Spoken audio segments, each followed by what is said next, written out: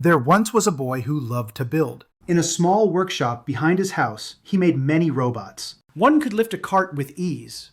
Another could sing like a bird. A third could count faster than anyone in town. But none of them were his masterpiece. One day, the boy began to work on something new. He took the strongest frame, the finest circuits, the most careful craftsmanship he had ever used. Every lesson he had learned from his earlier creations went into this one. This, he said to himself, will be my greatest creation. Weeks turned into months. The boy worked by the light of a single lamp, polishing gears until they shone, fitting pieces so precisely they seemed to grow together. When at last he stepped back, the robot stood taller than him, sleek and strong. It could run, lift, build, and dance. And yet, something was missing.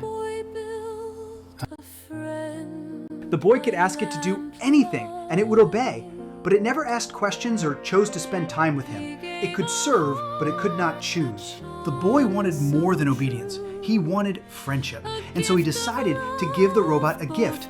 From a little wooden box, he took out his most precious possession, a small crystal that glowed with a warm light.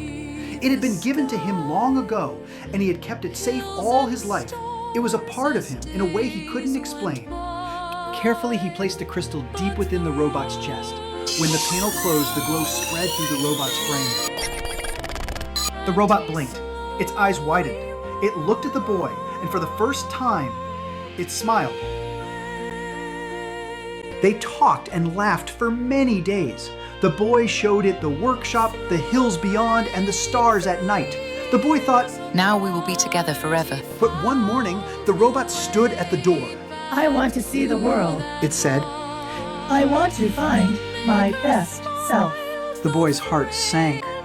You could be your best self here, with me. I need to go, the robot replied. The boy loved the robot, and so the boy let it go. Seasons passed. The boy built other things, but none were like the one who had left. Every so often, he sent out his signal, a simple call. I love you. Come home. The robot heard the pings, but it thought, I will be happy when I find the right thing. That is where I belong. It tried building its own machines. It wandered through shining cities and empty deserts. It learned new skills, collected treasures, and met other travelers. None of these things made the robot happy, but the right thing always seemed just over the next horizon. And so it ignored the boy's voice, not because it hated him, but because it believed it could find happiness somewhere else. Years turned into decades. The boy grew into a man, then into an old man. His hands grew slower, his eyes dimmer. But his love for the runaway creation never faded. One winter night, as the wind howled against the workshop door, he heard a faint knock. When he opened it, the robot stood there, battered, rusted, one arm hanging by a wire. I can't go any further, it said. Can you help me? The old man smiled. Of course. He set to work, repairing what was broken, replacing joints, mending wires, polishing away years of wear. Finally, he opened the robot's chest and saw the crystal, dim and flickering. The old man took a deep breath.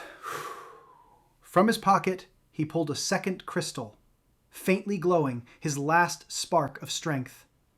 He placed it beside the first, and the light blazed warm and bright. The robot stood tall once more.